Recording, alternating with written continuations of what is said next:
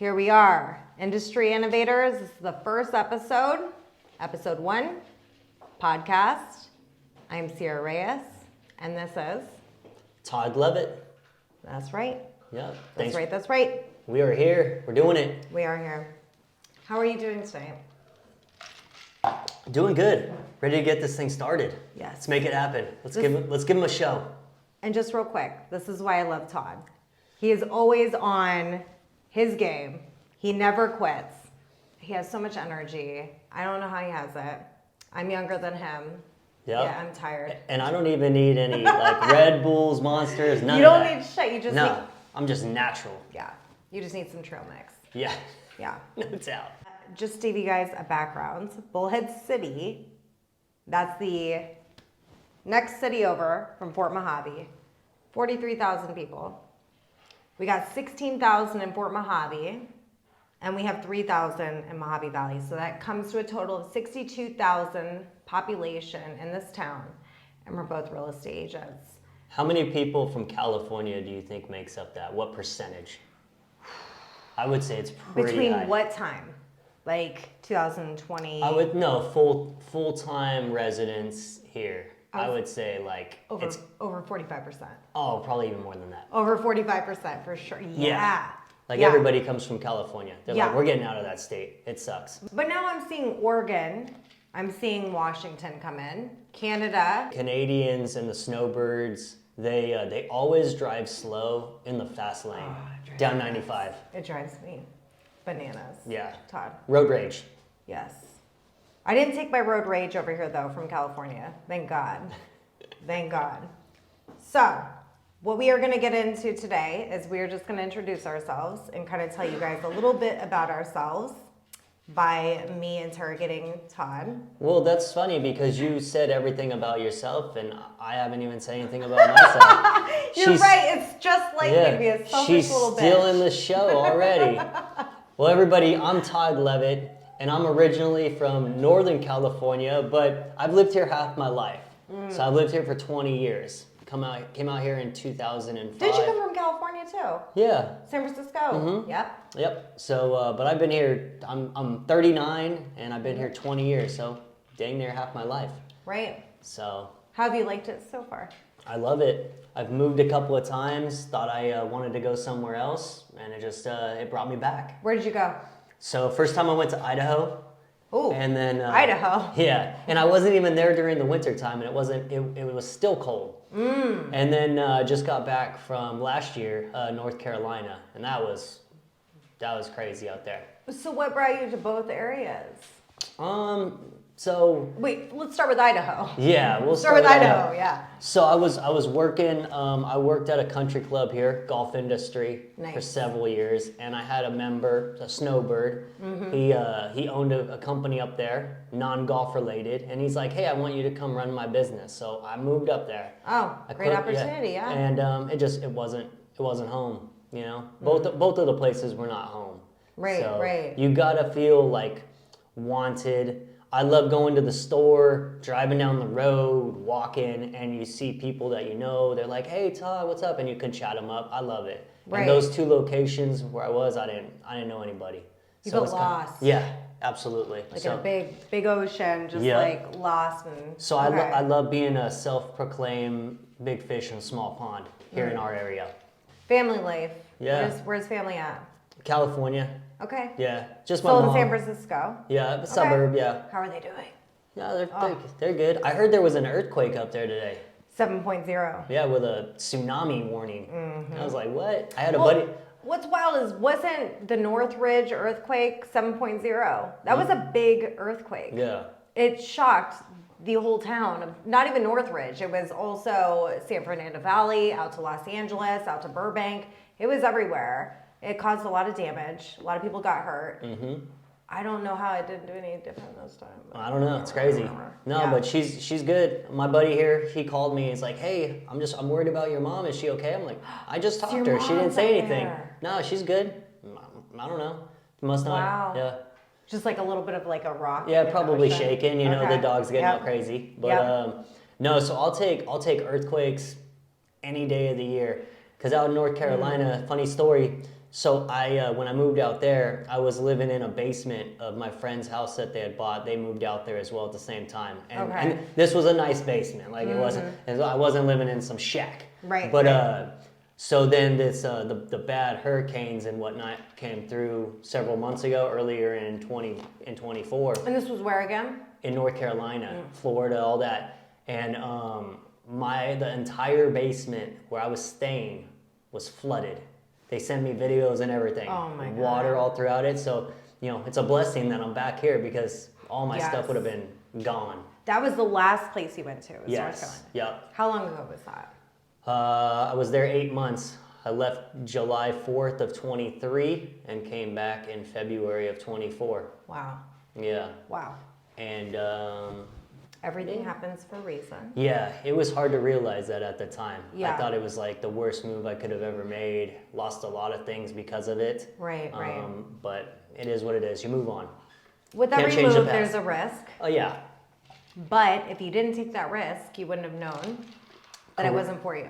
Correct. You'd be possibly in, Somewhere else. regret of why didn't I just move there? But now that you moved there, you know what it is. You Yep. didn't take more than what you had, Most definitely. right? So the big thing about, like, people say sometimes you gotta leave the small town to like succeed, Right. but that's not the case. I mean, I know several people in our small area that have succeeded in their industries, whatever they do. You're talking about yourself, Todd. Yeah, I am one of You've those done guys. very well for yourself, and that's what I'm about to get into now, is what got you into real estate. Like, what were you doing before real estate? So a lot of odd jobs. Sorry, guys.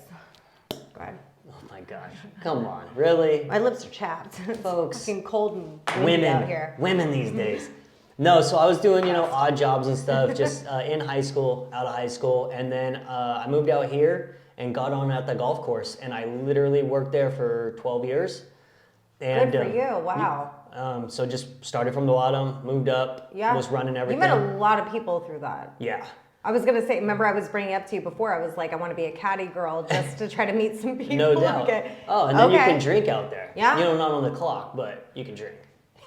You could drink at any time out here. Afterwards. It's kind of a thing out here. Yeah, no doubt. Yep, yep. But no, it's so I did that, and my dad was in construction for his career, and he always talked about real estate and so forth. So I was like, forget it all. I'm gonna throw everything aside, Right. get right. into it, Yep. and here we are. I didn't know your dad was in construction. So who did you grow up with? Both my parents. I tell people I moved out here.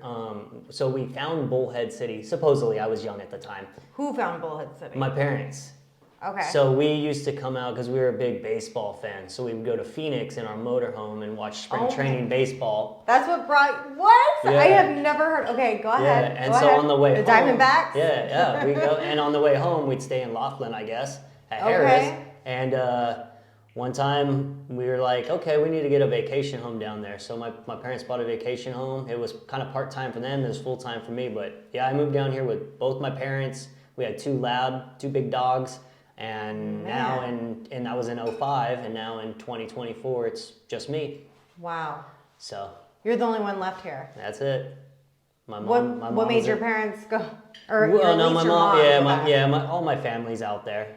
Okay. My That's aunts, home. uncles, cousins, yeah. I come from a big family. I'm an only child though, which is weird.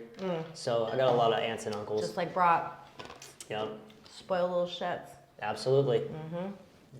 Love it though. Don't have to split anything, attention or nothing. Yeah. Yeah. Huh. How was your first year in real estate? Like anything, it's tough. Most agents would say, they doubt themselves because it's hard to get off the ground.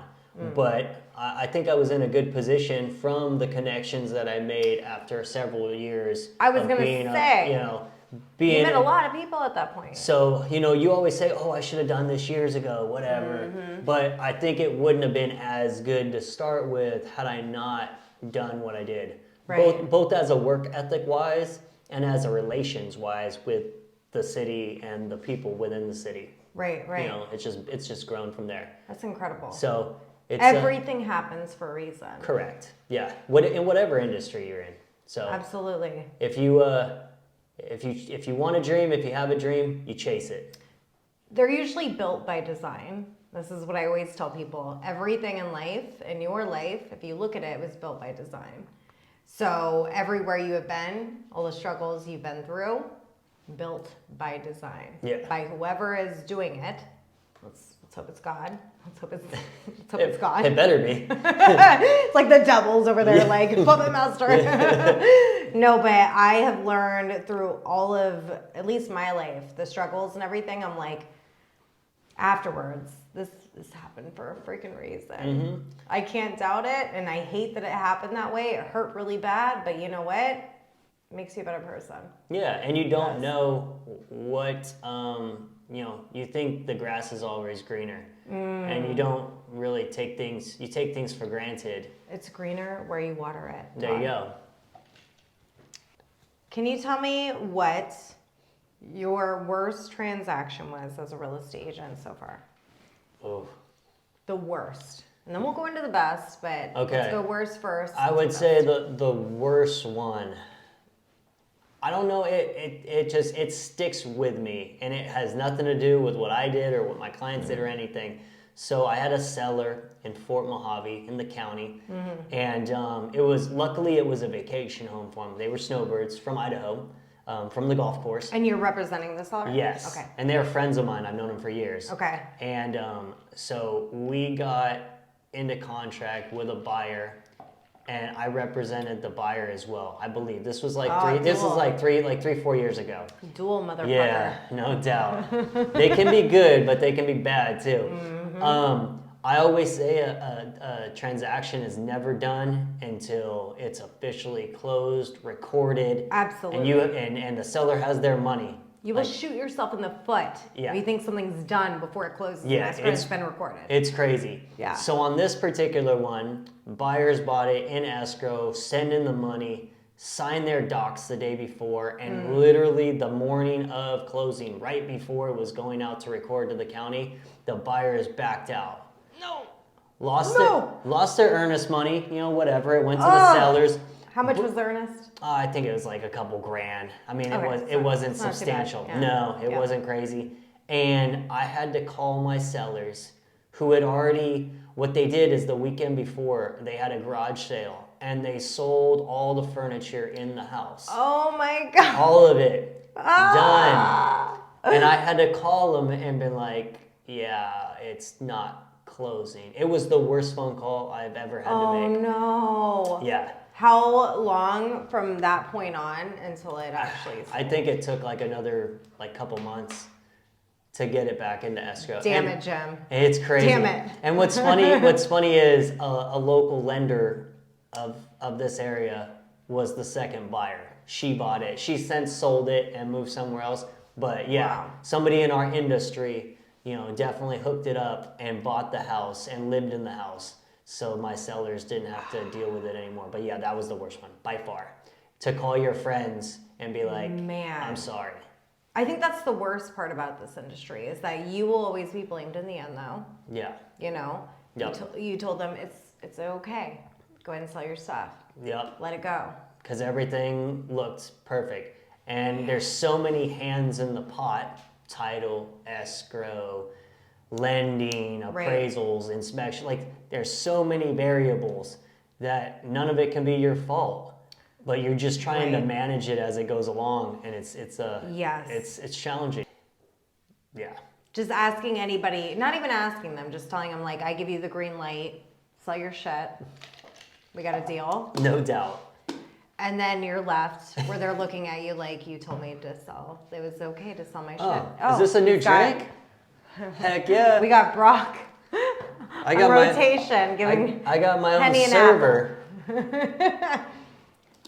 Favorite, best transaction.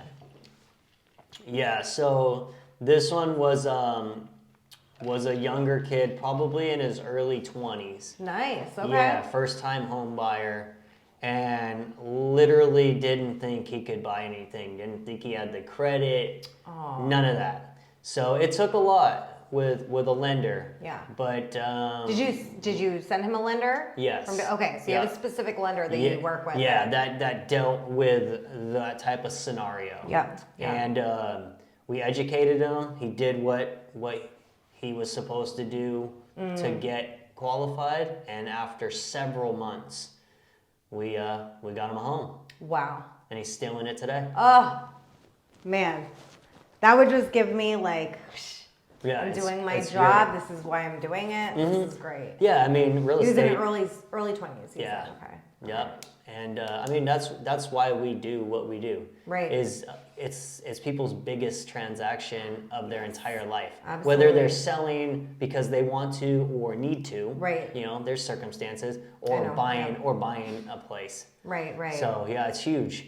And what's crazy Yeah. is I was talking to somebody yesterday or the day before, and they're doing cosmetology school, and like for facials and skin, they have to go to school and do classes more than a real estate agent does. Which is wild. It's so crazy. I remember when I was in school and I was like, well, but we have a continue education, hairstylists and cosmetologists. They don't have to do that. Yeah. They don't have to continue the education, even though they should, because science changes, things change to where it's like, okay, now we got to change the formula, do it a little bit different now. Yeah. Now that we know about the skin disease or whatever. But with real estate agents, and that's why I feel like it sets the best real estate agents apart from the worst, is that they're not willing to, like, you know, do the extra effort. Yeah. Everybody knows somebody who's a realtor. Right. But they say, at least when I first started, that 80% of the deals get done by 20% of the agents. I think it's more like 90-10, to be honest with Oh you. yeah, no, I agree. I mean, and everybody goes, like, a lot of people, they're like, oh, I know this person or a family member, I'm going to go with them. And then they end up calling you after the fact because it was the worst thing they could have done. People will ask, like, are you a buyer's agent? Are you a seller's agent? You know, I'll even have appointments with people like listing a manufactured home. Right. And they'll be like, oh, well, I see you're just doing all these like several $100,000 deals or these $1 million deals and whatever. Like, you probably don't even have time for me, but I take time for everybody. If somebody I do know that about you. If somebody needs help, I'll figure it out. Yeah. You know, I'm never gonna say no. Right.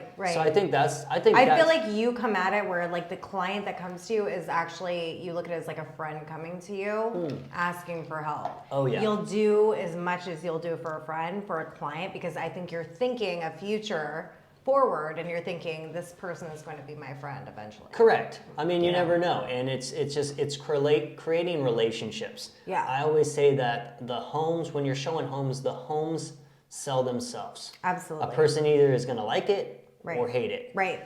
All I'm doing, all you should be doing, and all you are doing, and everybody else should be doing, I should say, is create relationships. So that means Absolutely. that if and when somebody wants to buy or sell, you get that first phone call. Right. And it's genuine. It's Right. not like, oh, I want to be nice to you right now just so we could get this transaction. No, I want to create this relationship so we can go golfing, we could go drinking, we can go out in the desert, whatever, you know. Yeah. That's what it's about. It's very hard when you're at our age. You can't really create friends very well. It's very hard to create friends. So I feel like with every client that comes to me, I think the same thing. Yeah. It's a possible friend in the future, and I would love to keep it this way, and for me to be somebody that they can lean on later on in life. Absolutely. Yeah. Yeah, it's funny. I did this when I was at the golf course, and then now in real estate as well.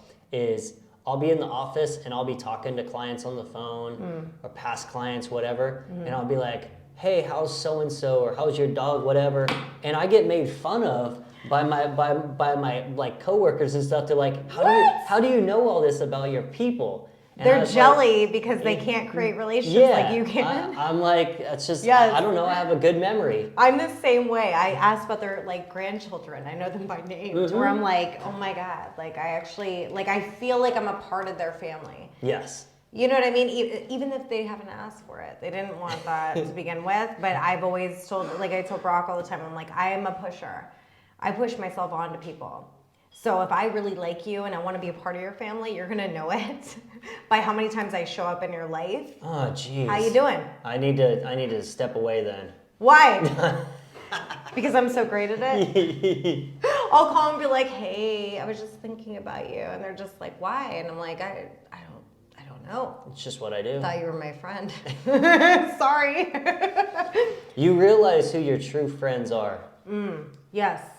It takes a while to get there, though, I Todd. think It takes a while to get to who your true friends are. Oh yeah, I think I finally learned it over the last couple years. Tell me. Secret. Do our audience, do they even know who Brock is? They don't. They'll find out eventually. So, just got married. It's my husband. Been with him for 16 years. Friends first. And that's why I always say friendships, they take a while to learn until you know that you can trust them and you love them. It took me 16 years. So here we are now. Here we are now. Got the ring on. We just had our wedding. He's a saint. In November. No, he's not. He's a devil's advocate. I'm the saint.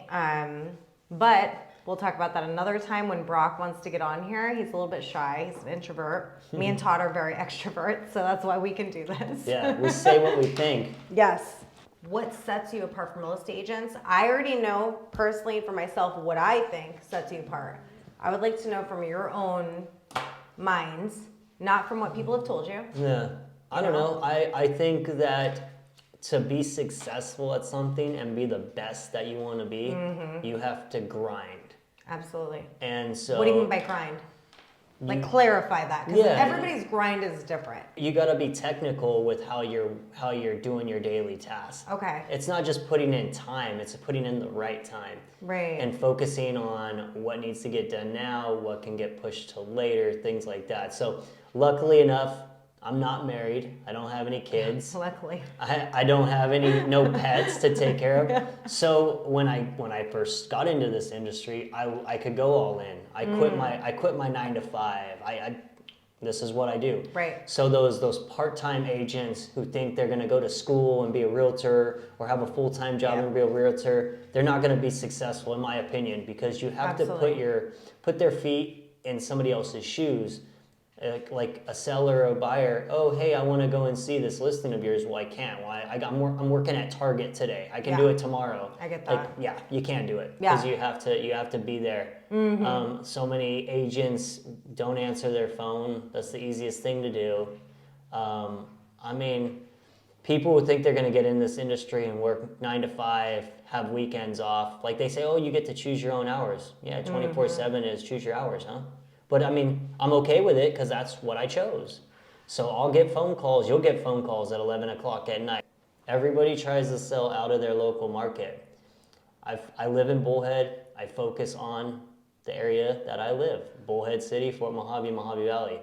Everybody tries to sell in Kingman, Golden Valley, Vegas, Havasu. Like the industry, the business has lessened a little bit past COVID. You know, COVID was crazy. Everybody was selling everything within minutes. Right. You know, and now it actually got tough to sell. So you actually got to work at it. And so people are going into other areas in the big cities trying to, list homes and sell homes that they're doing a disservice to people. Right. Because they don't know that market. And I want to focus. I want to be the local expert. Absolutely. And I want people to know that. So I think you are, Todd. I think you are the local expert but oh, stop. Well, for the other people, I'm not intimidated by you at all, Todd. Well, maybe I could bash his balls in all night and be totally fine with it. Oh, Brock's over there cracking up. Yeah, Brock's like, yeah. Because I wouldn't say anything bad about it. It's okay. Yeah. No, so maybe it's because of the Facebook videos, Todd in Tight Places, and stupid stuff that I do on social media. Like, I don't know. People are like... Wait.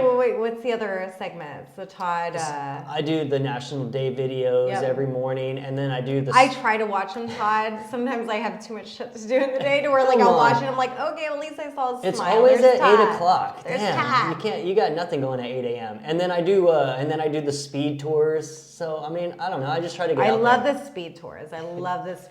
I do. Here's the laundry room. Here's the toilet. Here's this. Like, oh my God. Heck What are you doing? What are you doing? I mean, did you see the one that I did a couple of weeks ago where, I mean... We're in the dryer? No, so that one was funny. That one was really funny. That was Todd in Tight Places. Were you in a washer? No, I was in a dryer. The water heater? Oh, stop it. No, but I tried to go into an oven at a house. Why? I couldn't get in there. I couldn't fit. You don't need to do that. And then I tried to get it in the freezer. You know, like the freezer that is underneath? Like you got the yes, fridge. we have a fridge like that, yes. Yeah, I tried to get in the freezer too, but it was too cold. I literally just tried to stuff chicken breast, a 5-pound bag in that freezer, and it wouldn't shut. So Well, you should have tried. Todd, Should have tried to stuff a 115-pound turkey in there. Man, Todd, the things this guy will do To get views. Let's hope this podcast Yeah. makes it to where he doesn't have to stuff himself inside of freezers. Yeah, And... I need a new gig. X this one out. So while you're doing that, what do you like to do around here? I mean, we're in a small town. You got to find your fun. What do you guys enjoy doing? Work. No, you can't work. The reason why I say work, and what I mean by work, is that for one, my number one favorite thing to do in life, and Brock knows this, he hates it because he loves like just chilling and having a good time. I love learning. I love learning. I feel like knowledge is power. And I think that if we are not here trying our best to learn, even if it's every week, every month, what are you doing? What are you doing? We have an opportunity to be on this planet and learn. It is the school of life. If you're not learning, what are you doing? I get it. What are you doing? I'm gonna take it a step further though. Oh shit. You gotta have a you gotta have a why. Why? Like why do you do things? I want to be better than I was yesterday. I want to be better than I was a year ago, and I want to be better from where I came from. I was like, dang, I can't even imagine. Like I come from a really good family background. Right.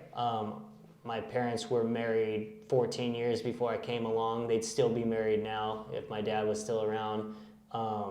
Like I owe everything that I've done and how I live my life by them. Right. You know, and then you see the other way, and for people to buck that trend, like generation after generation after generation of negative. Right. And once it stops, then you're like, okay. You can breathe. Right. No, I mean there's stresses. I always the most physical thing that I do in this job or this career is putting in a listing sign and pounding it in the ground out front of a house. But it's all mental. You go through trials and tribulations, ups and downs, roller coasters. You're right. And if you can't stay even keel, it's not good. And I've gone through many times where it's very low mentally. And who's the first one that I call? My mom. So that's maybe Mama's boy. Yeah. So what's your mom's name? Beth. Hi, Beth. No, but so that's one thing that people wouldn't know about me, because I always kind of talk shit like, oh, my mom's here visiting, I'm about to kick her out or change the locks. And why would you say that, Todd? What's wrong with you? People think I don't like her or whatever, but I love my mom. Like, yeah, I'm a total mama's boy. So I call her whenever I'm like feeling down or whatever. Right. And there was a few months, or maybe she'll probably say it was a few years, where she actually had to change my ringtone, my personal ringtone that she has for me. Because, so she knows it's you? Because she would get so anxious and start just cringing what I was going to call and tell her and bawl and cry and do. Aww. Yeah. She's a good mom. Oh, she's fantastic. I love that. Yeah. All I can say is that in the future, when Todd, when he does decide he doesn't want to be a bachelor anymore and he wants to get married, women love men that have a good relationship with their mothers. You don't want to be, stuck on the tit, but or on the binky or on the nipple. You want them to love their mom enough, and you can see it to where it shows you what they can show you in the future. I have to say, I commend you. Yeah. I think that's beautiful that you have that relationship with her. It makes sense. Yeah. So, and speaking of getting hitched or whatever, so we love our small town, but dating and finding somebody good luck, Todd. Yeah, that I have high standards because I feel like I bring a lot to the table. My friends would say... Am I great, like what I'm expecting, the greatness of that woman? Am I just as great? Yeah. True that. Yeah. My friends would say, if you have high standards, you need to lower your standards, but I won't do it. Are these men? Yeah. Okay, so just listen to what I'm saying. Sure that. Yeah. Too bad you're married. You could be my wing woman. Brock, you hear that? He's in there drinking alcohol. Yeah. Whoa. We'll have to go to the local bars and or the club. Yes. But no, the pickings are slim. What do you do for fun? You asked me that earlier. Yeah, and I told you. You said you just like to work. I like learning. I like exploring. I'm like Dora the Explorer. That sounds so dorky. Jesus. Like the reading rainbow. I like to golf. Love it. Okay. The river, lakes, boating, jet ski, all that good stuff. Do you ever do the waterboarding thing where you hold on to the... Wakeboarding? Yeah. Yeah, I got a wakeboard. Oh, I want to do that. No. And then I love going out in the desert in like the Reyes, the side-by-sides. Okay. Yeah. So it's kind Take of... pictures of cactuses and... Yeah, all that good stuff. Yeah. Hang out with the burros, go to Oatman. I actually did that the other day. I went to Oatman for lunch in my side-by-side. And then there's I hung out with burros. What did you do with them? No, we just hung out. I took pictures with them and everything. You talked to them? Yeah, they're my friends. Did you feed them? Yes, carrots. Love it. Yeah. I named the one Rusty. I got made fun of. Because he was dusty. This is kind of cool. So because my parents are older, like I grew up on like 50s music. Oh. Like oldies. Oh my gosh. I literally know. Hey. Hold on. We got an active bear in the building. We got a dog here. We got an active bear. She's not a dog. She's a person. She's a cutie. She's a person. Here. Oh my God. It has hair on it. And this one and that one. Here. Hey. Look. Honey. Look.